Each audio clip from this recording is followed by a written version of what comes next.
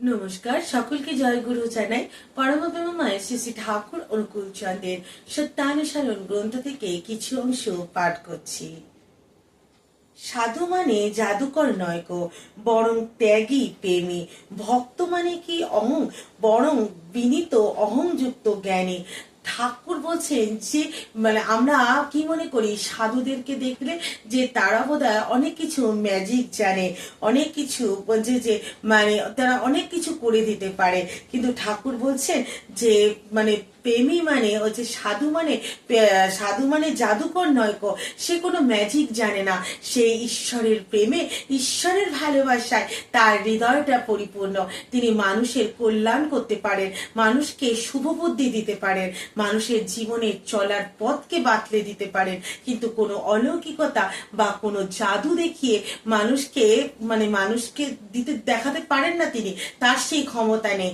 যারা সেগুলো দেখায় তারা সত্যিকারের সাধু বা সত্যিকারের ত্যাগী প্রেমী নয়। কারণ সাধু মানেই হলো যিনি ত্যাগ করেছেন এবং প্রেমী, যার হৃদয় প্রেম এবং ভালোবাসায় পরিপূর্ণ এবং এই সংসারে সমস্ত মায়া মোহ ত্যাগ করে তিনি শুধুই মাত্র ভালোবাসায় পরিপূর্ণ।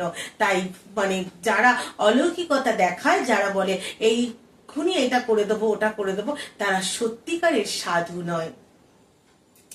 ভক্ত মানে কি অহং, বরং বিনীত অহংযুক্ত জ্ঞানী। ঠাকুর বলছেন যে সত্যিকারের ভক্ত তার মধ্যে কোনো অহংকার থাকে না।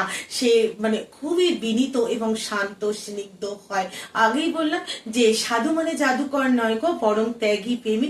সেই ত্যাগ প্রেম ভালোবাসা যা ভক্তের মধ্যে থাকবে, সেই ভক্তই তো পরবর্তীকালে সাধু হতে পারে।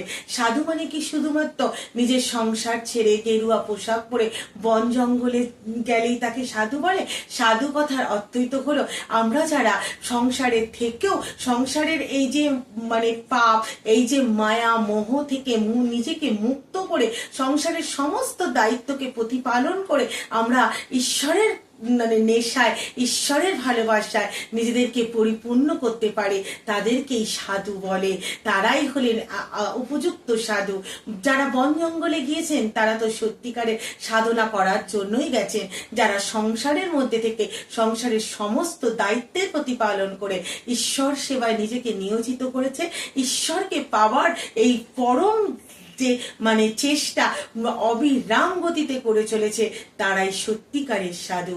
তাই ভক্ত মানে অহংকার নয়, বিনীত শান্তি এবং সমৃদ্ধির যিনি সমৃদ্ধির প্রতীক তিনি, যিনি তাকেই আমরা ভক্ত বলবো।